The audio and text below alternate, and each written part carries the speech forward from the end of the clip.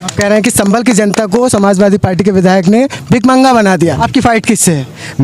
मैं अखिलेश यादव जी, मुलायम सिंह यादव जी, भाजपा, ये सारे के सारे सब मिले हुए हैं, खिचड़ी है इनकी। आज के दौर में इंशाल्लाह मुझे उम्मीद है कि संभल की जनता खास तरीके से खेला करेगी। अगर आपको जनता विधायक बनाती है तो आप संभल की आवाम के लिए क्या कुछ करने वाले? मैं संभल की जनता के हाथ में सबसे पहला काम करूंगा कि कलम दूंगा। मैं पैदा हुआ सराय तरीन का हूँ। उनका तो सर सिर्फ दिल ही दिल है, और दिल भी है नकली, आर्टिफिशियल दिल उनका लगा हुआ है प्लास्टिक का। और मेरा दिल जो है, मेरा दिल पूरी कॉन्स्टिट्यूंसी है, मेरा दिल मेरा देश है। मैं अपने देश के लिए कुछ करना चाहता हूँ। मैं इंशाल्लाह अपने, ये मेरा देश है, इस देश के लिए मेरे खून का एक एक कतरा अगर काम में आता है तो मैं इंशाल्लाह इस देश के लिए अपने खून का एक एक कतरा निछावर कर दूंगा। मेरे सारे लोग हैं, मेरे सारे दिल हैं, मेरी सारी कॉन्स्टिट्यूंसी मेरा दिल है, मेरी गरीब जनता मेरा दिल है। मैं अपना दिल अपने इन गरीब भाइयों को निकाल कर देना चाहता हूं। और मैं हमेशा ये कोशिश करता हूं कि मैं किसी भी गरीब, अमीर, छोटे बड़े, बूढ़े, बच्चे, जवान, सभी लोगों के लिए मैं काम में आ सकूं। मैं उनका जो जिस काबिल भी हो, आधी रात में उनके लिए काम आऊं। बताइए, मिलने जो इंसान मिलने तक नहीं गया हो, वो आदमी कहाँ से उनका हमदर्द हो गया।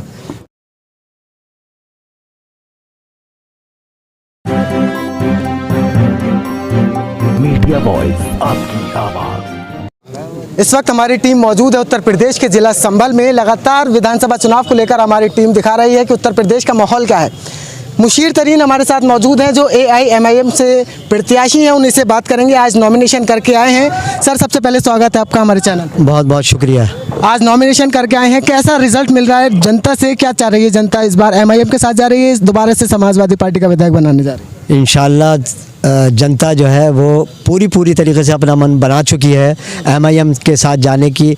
और इसके अलावा MIM ने, आपने पिछली बार देखा होगा, 61,000 से ज़्यादा वोट लिए थे। इंशाल्लाह ये वोट जो है इस बार नए जोश के साथ, नए वलवले के साथ, नया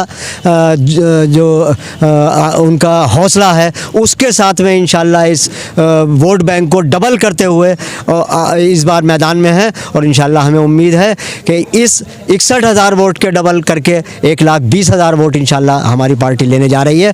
और लोगों की मोहब्बत, लोगों की अटूट जो वो मुझसे और पार्टी से जुड़े हुए हैं और जुड़ते चले आ रहे हैं, उसका मैं बहुत बहुत धन्यवाद करता हूं। और मैं शुक्रिया अदा करता हूं कि उन्होंने मुझे इस काबिल समझा और मुझसे उम्मीदें लगाए हुए हैं कि मैं उनके काम आ सकूं। सर, समाजवादी पार्टी के अंदर BJP के बड़े बड़े नेता शामिल हो रहे हैं और कहा यह जा रहा है कि समाजवादी पार्टी के जितने मुस्लिम नेता हैं उन्हें हाशिए पर छोड़ दिया गया है, मुस्लिम नेताओं को दरकिनार करा जा रहा है। नहीं, मुस्लिम नेताओं को तो हमेशा दरकिनार किया गया।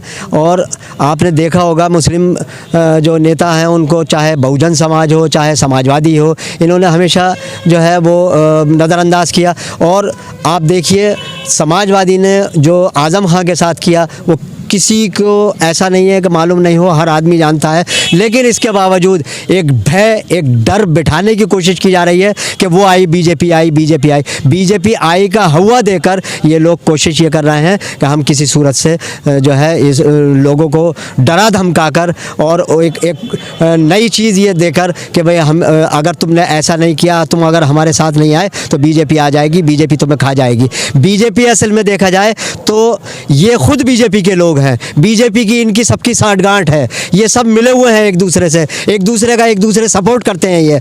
तो हमें पूरी उम्मीद है कि इनकी जो मंसूबे हैं, इनकी जो सोच है, उसके ऊपर इंशाल्लाह जनता पानी फेर देगी। और हमारा कहना जनता से ये है कि वो हरगिज़ न डरें, किसी के कहने में बिल्कुल नहीं आए। यूँ कि समाजवादी को सबसे बड़ा डर यह है कि ये मुस्लिम वोट बैंक, जिसको वो अपनी जायदाद समझते चले आए हैं, ये वोट हमसे, हमारे पैरों के नीचे से निकलता चला जा रहा है, हमारे पास से खिसकता चला जा रहा है, ये दूसरे की झोली में गिरता जा रहा है। और ये अब जो वोट बैंक है, ये समझदार हो गया, इनकी समझ में आ गया कि हम कितना बड़ा हमारे साथ में धोखा हो रहा है। आज के दौर में इंशाल्लाह मुझे उम्मीद है कि संभल की जनता खास तरीके से खेला करेगी। सर, समाजवादी पार्टी के विधायक हैं संभल से इकबाल महमूद साहब, वो कहते हैं कि आप सराय तरीन के रहने वाले हैं, सराय तरीन मेरा दिल है। इकबाल महमूद का कहना है कि सराय तरीन मेरा दिल है और हयात नगर भी मेरा दिल है। तो आप सराय तरीन की जनता को कैसे समझ जा रहे हैं कि देखिए, उनका दिल सराय तरीन है और मेरा पूरा जिस्म सराय तरीन है, मैं पैदा हुआ सराय तरीन का हूँ। उनका तो सर सिर्फ दिल ही दिल है, और दिल भी है नकली, आर्टिफिशियल दिल उनका लगा हुआ है प्लास्टिक का। और मेरा दिल जो है, मेरा दिल पूरी कॉन्स्टिट्यूंसी है, मेरा दिल मेरा देश है। मैं अपने देश के लिए कुछ करना चाहता हूँ। मैं इंशाल्लाह अपने, ये मेरा देश है, इस देश के लिए मेरे खून का एक एक कतरा अगर काम में आता है तो मैं इंशाल्लाह इस देश के लिए अपने खून का एक एक कतरा निछावर कर दूंगा। मेरे सारे लोग हैं, मेरे सारे दिल हैं, मेरी सारी कॉन्स्टिट्यूंसी मेरा दिल है, मेरी गरीब जनता मेरा दिल है। मैं अपना दिल अपने इन गरीब भाइयों को निकाल कर देना चाहता हूँ। और मैं हमेशा ये कोशिश करता हूँ कि मैं किसी भी गरीब अमीर, छोटे बड़े, बूढ़े बच्चे जवान, सभी लोगों के लिए मैं काम में आ सकूं। मैं उनका जो जिस काबिल भी हूं, आधी रात में उनके लिए काम आऊं और मुझसे लोग फ़ायदा उठाएं। ये मेरी ख्वाहिश, मेरी तमन्ना रहती है। आपकी फ़ाइट किससे है? मेरी फ़ाइट जो है, मैं समझता हूं कि बीजेपी से है। समाजवादी कोई टक्कर नहीं? समाजवादी पास भी नहीं आएगी इंशाल्लाह, बहुत करारे वोटों से, बहुत बड़ी हार से इंशाल्लाह। वो 6 बार के विधायक हैं, आप कह रहे हैं कि टक्कर बीजेपी से? बिल्कुल, अरे 6 बार के विधायक हैं, जब तो ये जो इनकलाब आया है। देखिए कितने साल से अंग्रेज़ी हुकूमत थी, कई सौ साल अंग्रेज़ों ने हुकूमत की। फिर क्या हुआ था भाई, जब उनका ज़वाल आया और सन 47 में देश आज़ाद हुआ तो किस तरीके से मुंह की खाई उन्होंने, कैसे रातों रात देश छोड़कर भागे। उसी तरह से, उसी करारी हार के साथ इंशाल्लाह ये अपने घर बैठेंगे और एक इनकलाब संभल में पैदा होने जा रहा है। वो संभल की जनता मन बना चुकी है और इनकलाब पैदा करके रहेगी। और इन इनकी जनता के पैरों में ग़ुलामी की जंजीरें उन्होंने डाल रखी थी और जनता को वो अपना ग़ुलाम उन्होंने समझ रखा था, वो ग़ुलामी अब जनता बिल्कुल भी बर्दाश्त नहीं करेगी। जनता ने, मेरे यहाँ की जनता ने, मेरे संभल की जनता ने उनसे उधार लेकर नहीं खाया है, उनकी रकमें लेकर उन्होंने नहीं खाई हैं, वो उनके दिए हुए पैसे से अपने चूल्हे नहीं जला रहे हैं।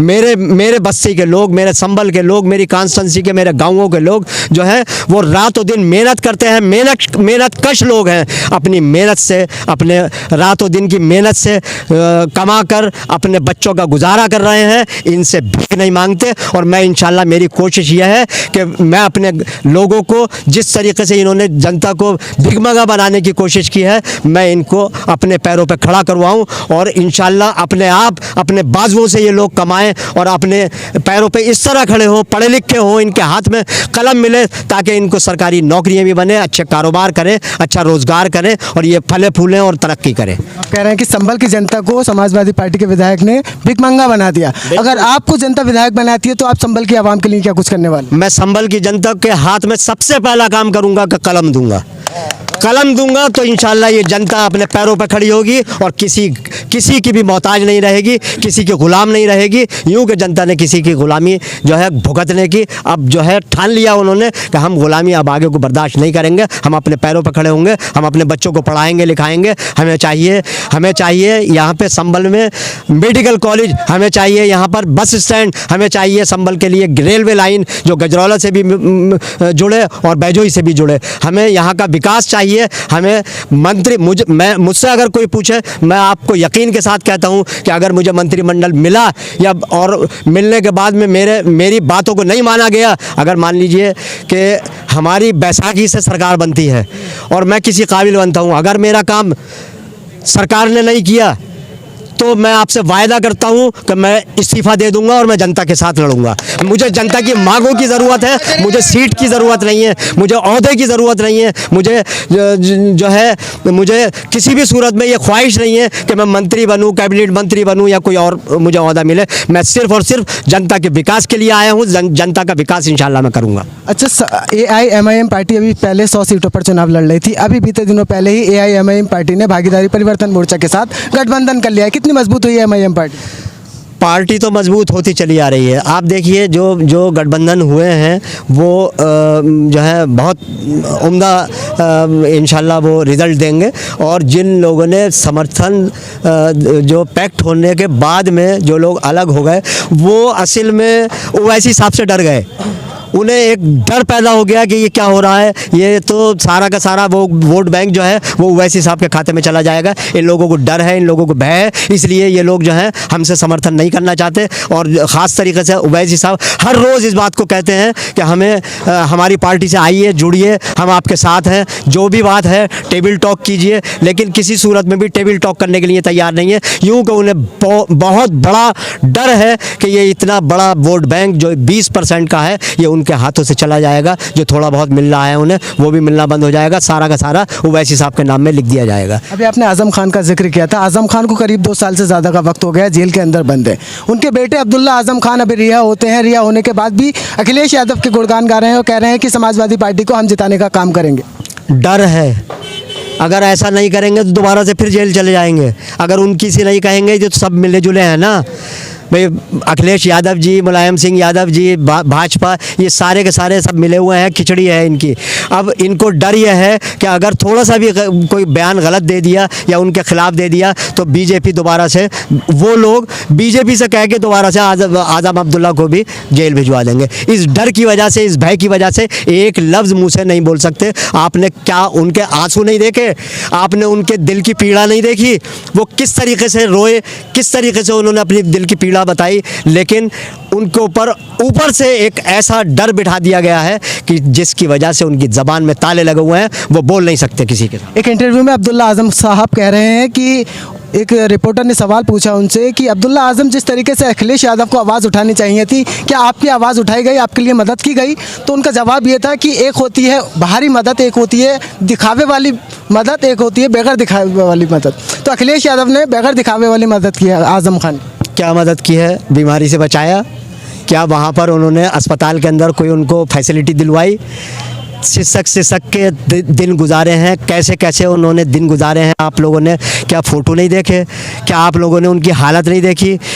किस तरीके का हाल आज़म खां के लिए, वो आज़म खां जिसने पूरे रामपुर के लिए, पूरे आसपास के लोगों के लिए, मुस्लिम और हिंदू मुस्लिम सारे जो समाज है उनके लिए कितना बड़ा एक इदारा उन्होंने कायम किया। क्या इस तरीके से वो जेल में पड़ा होगा जिसको यहाँ की जेल में, रामपुर की जेल में से भी निकाल कर कहाँ का कहाँ भेजा गया? तो ये उनके साथ में वाकई में बहुत बड़ी रियायत है। उनकी रियायत इसी तरीके की होती है कि वो दूसरी जगह पे उनको मुंतकिल करवा दें और दूसरी जगह मुंतकिल करवाने के बाद में ना कोई एजिटेशन है, ना कोई किसी का जिक्र है, ना वो मिलने के लिए जाते हैं। बताइए, मिलने जो इंसान मिलने तक नहीं गया हो वो आदमी कहाँ से उनका हमदर्द हो गया? चलिए, तो हमारे साथ मुशीर तरीन साहब थे, इन्होंने अपनी बात रखी है 2022 विधानसभा चुनाव को लेकर। संभल की जनता, इनका कहना है कि संभल की जनता हमें वोट देगी और हमें विधानसभा में